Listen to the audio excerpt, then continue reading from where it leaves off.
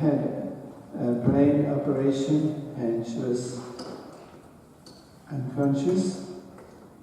And her sister, my auntie, had a heart attack and died at the news.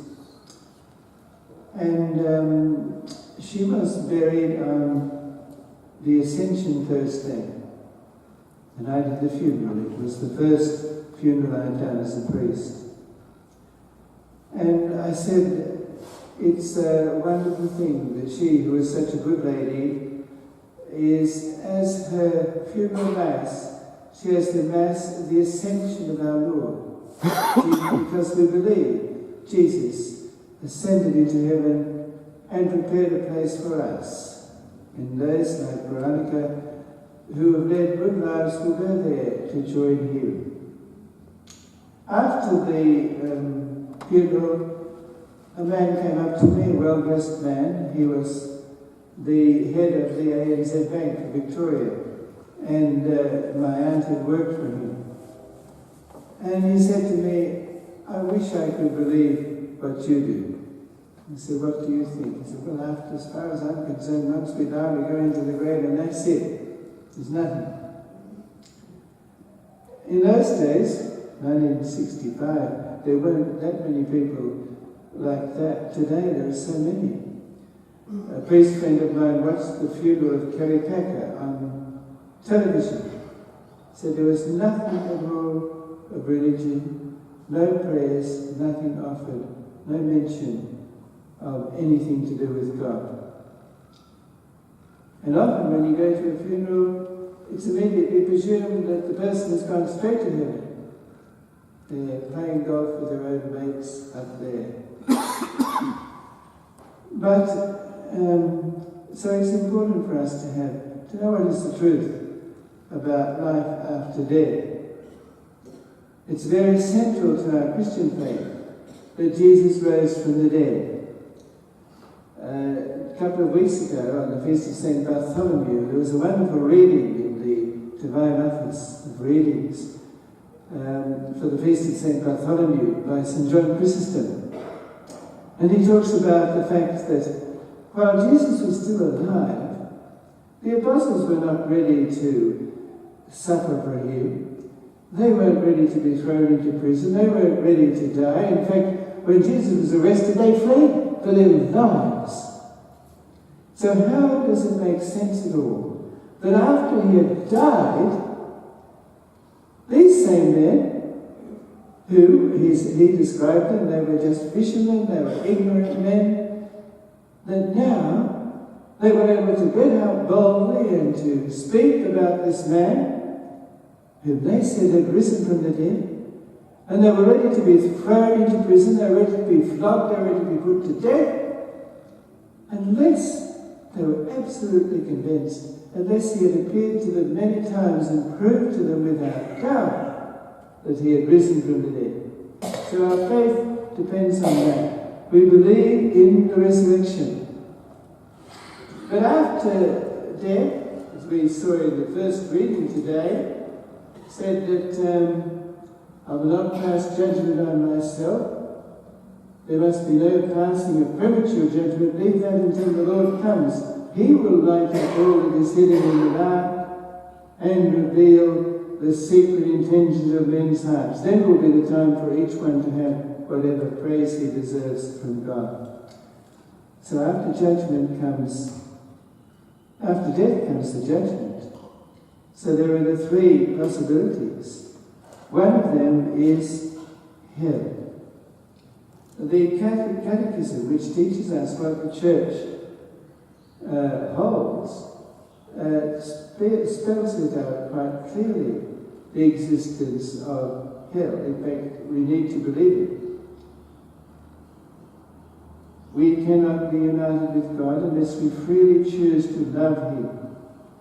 To die without mortal sin, to die in mortal sin, without repenting and accepting God's merciful love, means remaining separated from Him forever by our own free choice.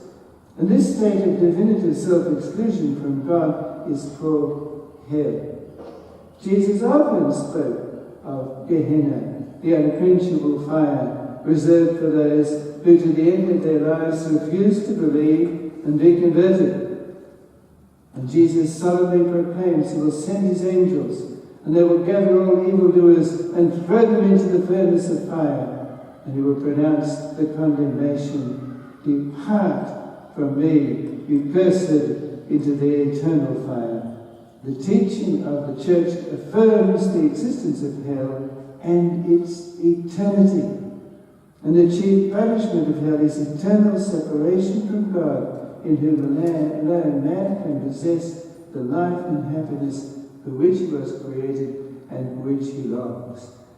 And our Blessed Lady showed the children of Fatima hell, so that they would pray and make sacrifices to save sinners from going there, and taught them that prayer we pray in the Rosary. O my Jesus, forgive us our sins, save us from the fires of hell, and lead all souls to heaven, especially those who most need your mercy. In the year 2000, Pope Francis canonized Saint Faustina. She had a mission to promote the mercy of God. But in God's desire to save us from the terrible fate of hell, he gave Saint Faustina a vision. In number 741 in her diary, "Today I was led by an angel to the chasms of hell. It is a place of great torture. How awesomely large and extensive it is. The kinds of tortures I saw, the first torture that constitutes hell is the loss of God. The second, the perpetual remorse of conscience. The third one's condition will never change. The fourth is the fire that will penetrate the soul without destroying it. A terrible suffering, since it is a purely spiritual fire. And the fifth, torture, continual darkness, a terrible suffocating smell. And despite the darkness, the devils and the souls of the damned see each other, and all the evil, both of their own and of others. And there are special tortures designed for particular souls. Each soul undergoes terrible and indescribable sufferings related to the manner in which it has sinned." So that is I remember once seeing a bumper stick on a car. What is worse than nuclear war? Nuclear war would be unthinkably bad. Huge parts of the world destroyed completely. Radiation bringing everybody to terrible sickness and death. But what is worse than nuclear war? An eternity without God. Well, let's stop thinking about that, and let's think about heaven. And that's where God intends every human being to go, if only we'll respond to his love. Jesus said, "I am going to prepare a place for you." St. Paul said, "Eye has not seen, nor ear heard, nor has it entered into the heart of man what things God has prepared for those who love him." You know, in this earth we see the creatures that God has made, the wonders of creation, the immense expanse of the universe. And now that we've had the Hubble's telescope up there, we know how vast and immense is the universe created by God.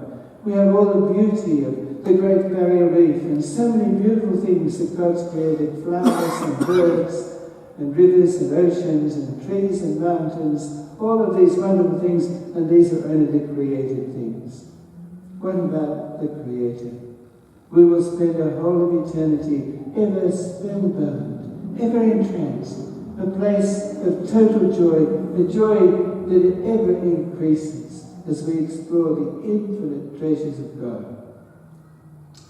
But according to Pope Benedict XVI in his letter Spe Salvi on Hope, I just forgot to bring it with me.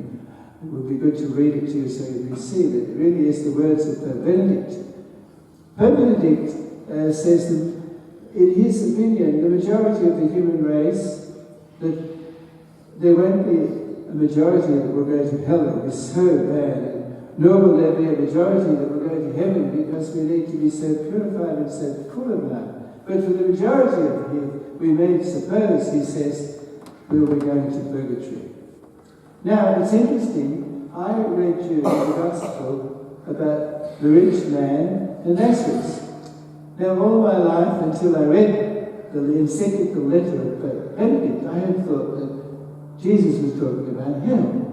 But Pope Benedict makes it perfectly clear Jesus is talking about purgatory. And he talks about the development of the church's teaching on hell, which came out of the Jewish idea that people who were already waiting were being, because they were in what we call limbo in those days, the place where they're waiting, because they can't go to heaven yet, heaven's not been opened. So they're already being punished or rewarded according to their lives. And out of that came the church's teaching on hell. And this, so it shows us that in purgatory there can be terrible suffering too. He's obviously not in hell because he wanted the salvation of his brothers. In hell, people are full of hatred. They want everyone to be damned. This man wanted to, he said, couldn't I go and come back and talk to my brothers and so they won't come to this place? Obviously, he still had love in his heart. But he was suffering terribly. So in purgatory there are all kinds of degrees too. Those who are like Lazarus, who have no concern for the poor, may have to suffer a great deal in purgatory before they can get to heaven.